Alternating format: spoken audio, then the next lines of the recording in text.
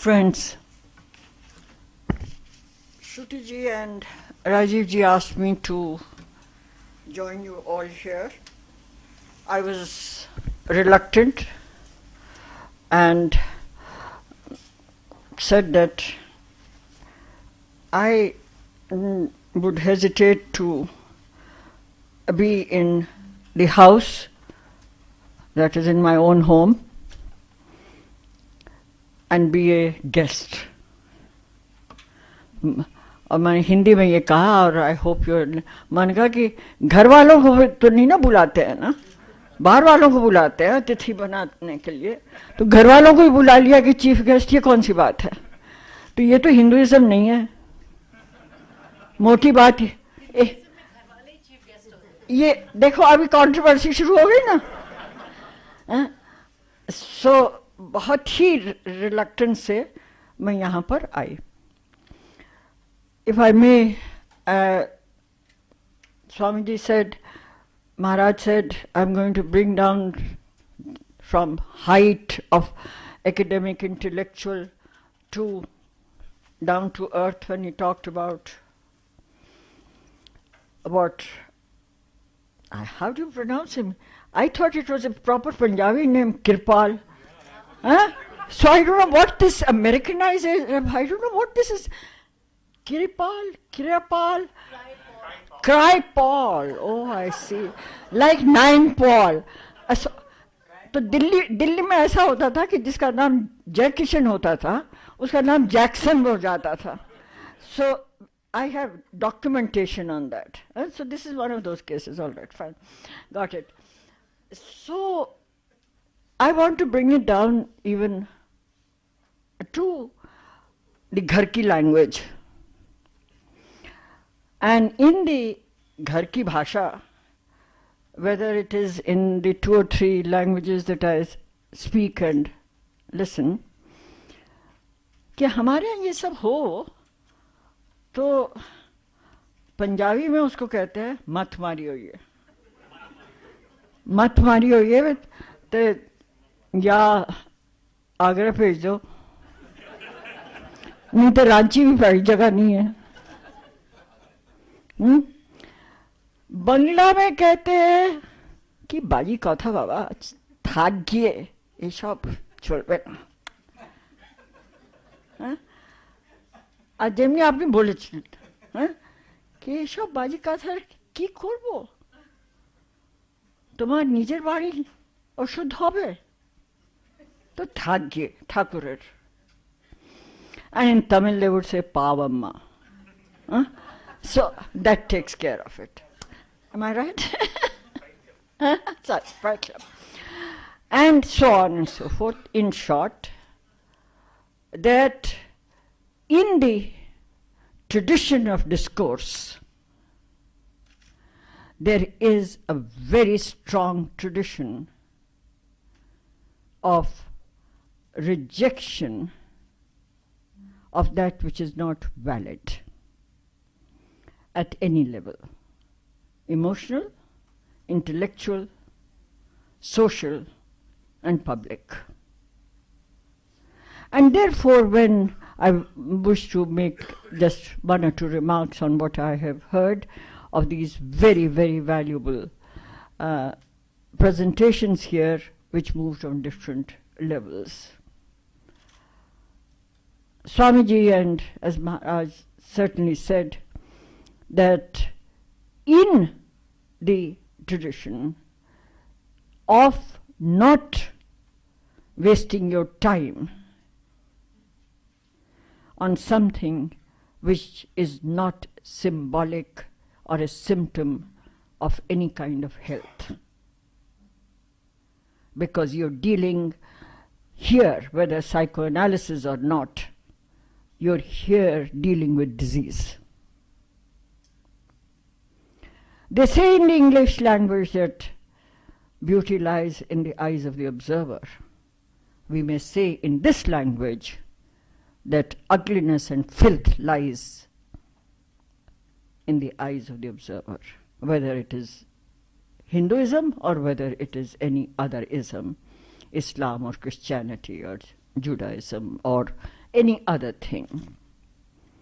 Because this relationship of the observer and what the observed is, which is all part of, inherent in Dr. Arvind Sharma's preface to this volume, which is a very cogent piece of writing, and Dr. Sharma, I want to congratulate you as always, is that we have to look at this issue also in terms of the entire negotiation and the mediation that takes place. And that mediation of what is being observed is as important as who is the observer. Whether that observer is, in your terminology, the insider or the outsider. But how do you really say who is the insider or the outsider? Is it my skin? Is it something else? And it is this ability to go within that, and there we cannot, with all the respect in the world for everything, cannot make a distinction that I am more of an insider only because I happen to be born in India.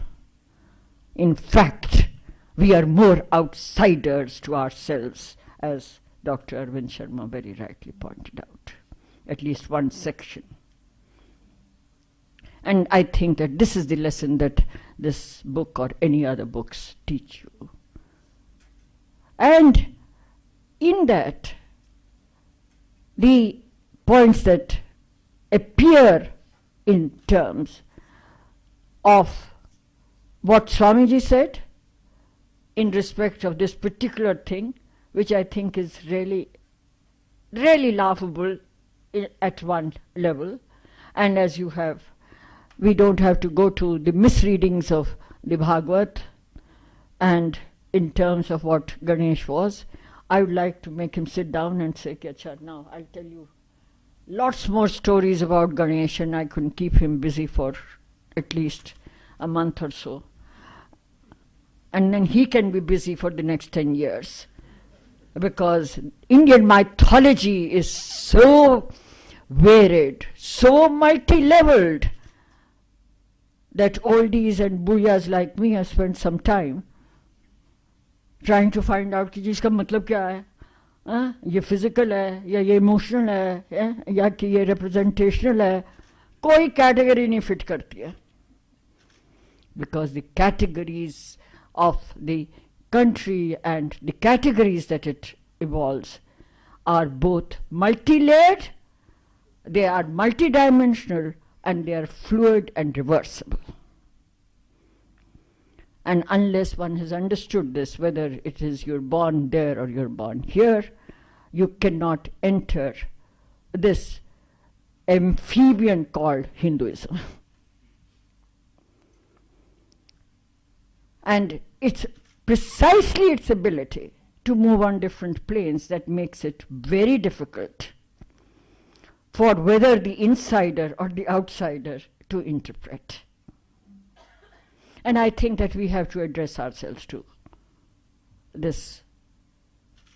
Because in the very nature of its dynamics, and in the very nature of its first statement, whether the Vedas are Hindu or not is a question mark, as you as the great professor of religion would probably bear out. And if it says Ekam Sat and Vipra Bahuda Vadanti, then it is inherent in the conception that there have to be multiple interpretations of that one.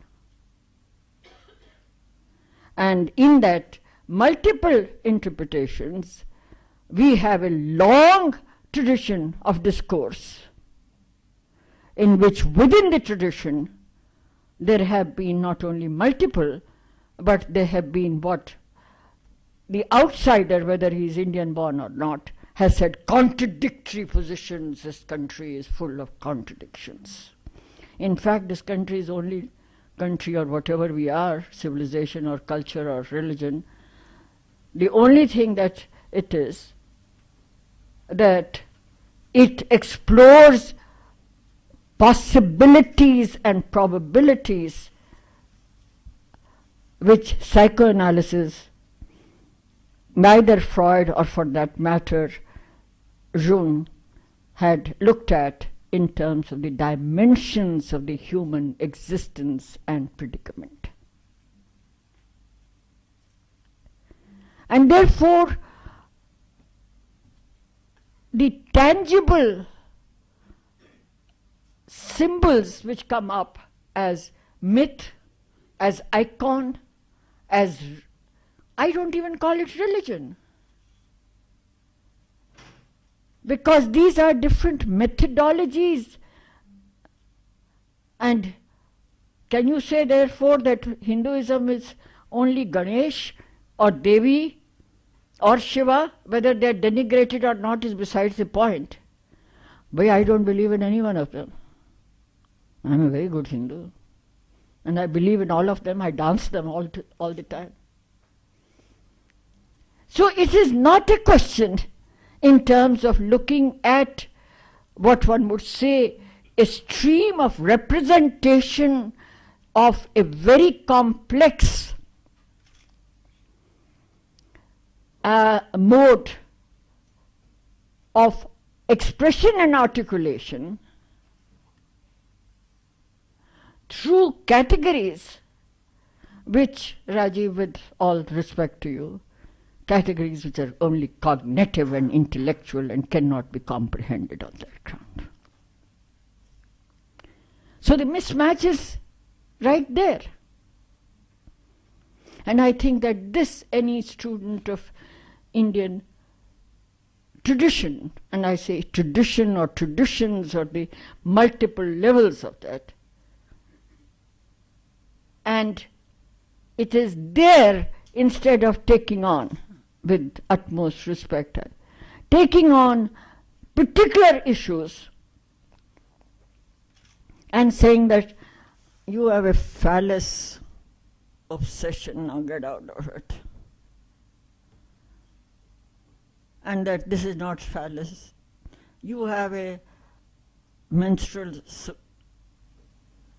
blood obsession, get out of it.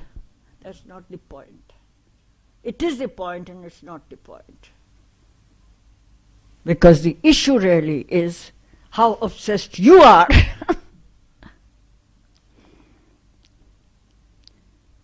And behind that obsession is something deeper, and that is that you consider the physical human being and his anatomy and physiology as being primary. And supposing we just turn that round, because there is more to it. We have never denied the existence of this level. From the word go, the Vedas are full of it. The Brihadaranyaka Upanishad speaks of it. So what's the problem? What's itching you? Now, therefore I come back to the question of this observer-observed relationship and the fact that such examples are indicators of very deep disjunctions in the human psyche as of today. That's how I look at it. Dr. Arvind Sharma, I'd like to address just a few remarks to what your brilliant and most cogent presentation was, of two things. One, that it is true that India, by and large only, that the self-image is a derived self-image. And when we make that, I'd like to make a footnote for a certain section of the Indian intelligentsia. I am one of them. bad choice, but never mind, I happen to be that. And as I have given Rajiv Malhotra my paradigm of the 5 M's, which he can expound on and tell you what the educated Indian is today. So the problem is with us. And it is with us in terms of those whose training, alas, has deprived them from a total engagement of primary sources and primary languages at the cognitive level. Because we are reading Sanskrit in English. And how do I translate? And if my equipment is restricted, my equipment is a vicarious equipment, then how do I get to the sources? And that takes one to the whole question of the placement of the study of languages and scripts in this country, more than the question of departments of religious studies. And so I think that we have to address ourselves to this, and there have been very fine exponents also of looking at other religions, which includes Christianity and Islam, who were not born into it.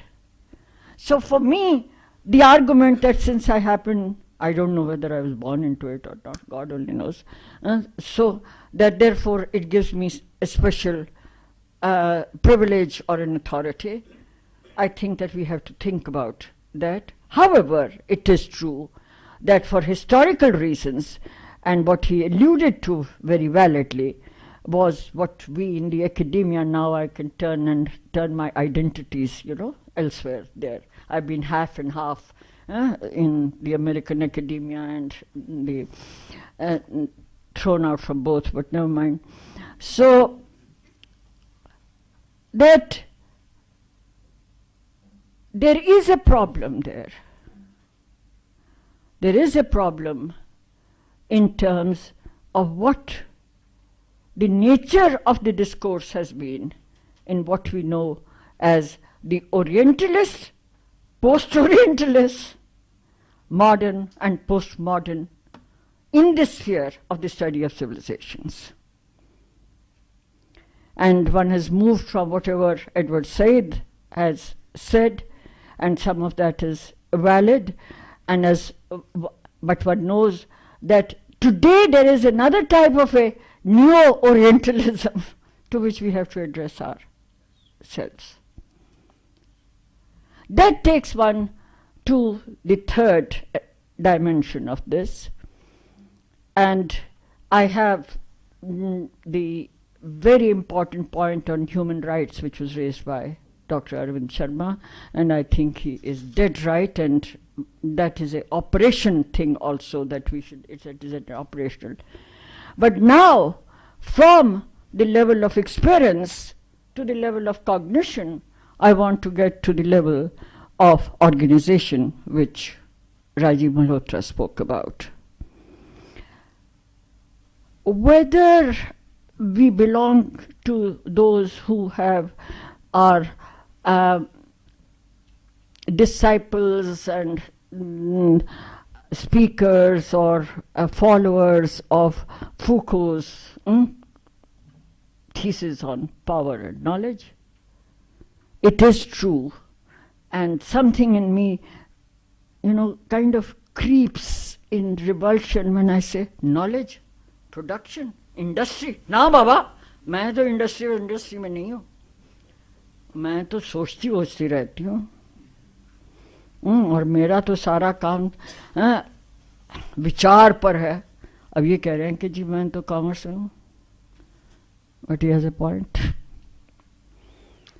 He has a point that we had a different type of, and to take your semantics of an industry, there was a very large industry of the production of knowledge in this country.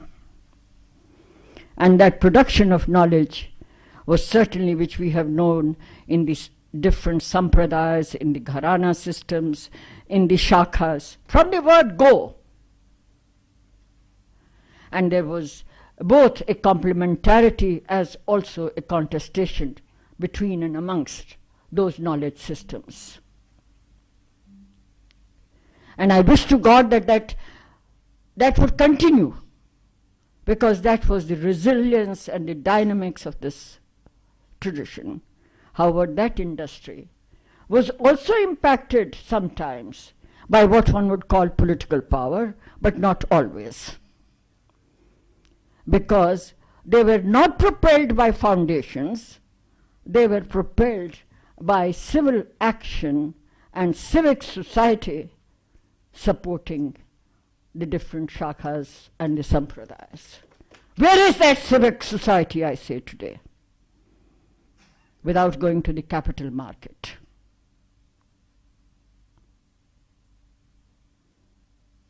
Have we seen how all these were? Even a Raja Raj Chol was not looking after those mutts, let me tell you.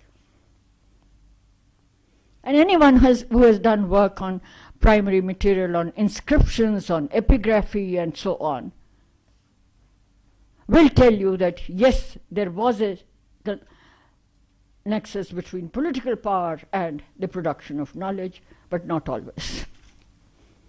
And that the production of knowledge industry was autonomous for many other reasons. And I think this is an issue that we have to deal with in terms of the application of certain institutional and organizational and structures in order to understand what is happening now and what happened within the tradition. That's my submission here. And it is a complex matter.